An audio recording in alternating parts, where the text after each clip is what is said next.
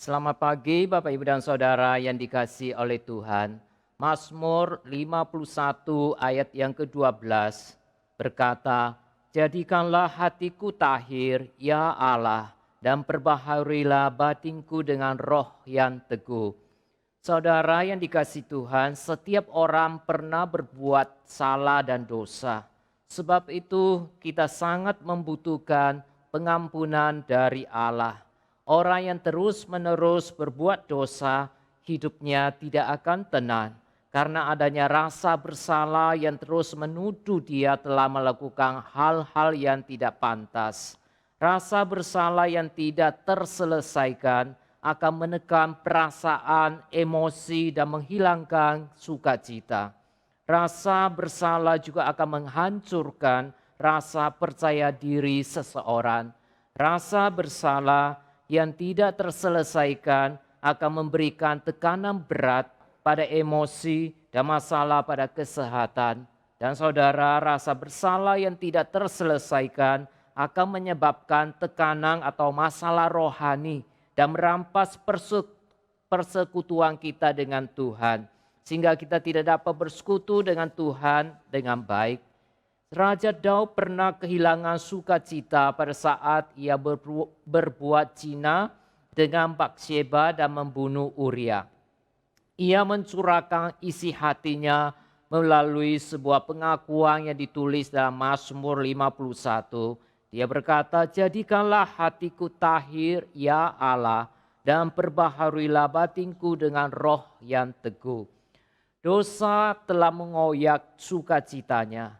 Tapi setelah Daud mengalami pengampunan Allah, ia mampu bersorak-sorai dan berkata, "Berbahagialah orang yang diampuni pelanggarannya, yang dosanya ditutupi." Di dalam Mazmur 32 ayat 1.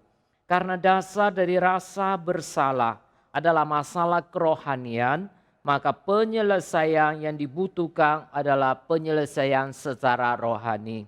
Bagaimana kita dapat sembuh atau bebas dari rasa bersalah?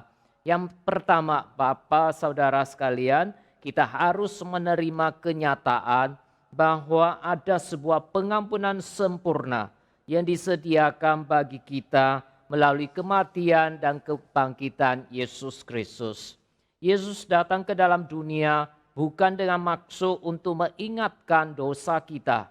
Ia datang ke dalam dunia untuk mengampuni dosa kita. Melalui kematian, melalui pengorbanan Kristus, ia menyediakan pengampunan dosa yang sempurna. Dan yang kedua, bagaimana kita bisa mengatasi rasa bersalah? Kita harus menerima kenyataan bahwa Tuhan telah melupakan dosa kita pada saat ia mengampuni kita.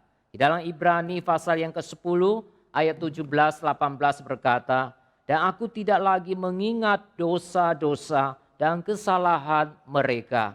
Jadi apabila untuk semuanya itu ada pengampunan, tidak perlu lagi dipersembahkan korban karena dosa." Saudara, Yesus Kristus datang untuk menyucikan kita. Karena itu ia mengampuni dan melupakan segala dosa-dosa kita. Jika dikatakan oleh 1 Yohanes pasal 1 ayat 9, "Jika kita mengaku dosa kita, maka ia adalah setia dan adil, sehingga ia akan mengampuni segala dosa kita dan menyucikan kita dari segala kejahatan." Dan yang ketiga, kita harus menerima diri sendiri seperti Tuhan telah menerima diri kita.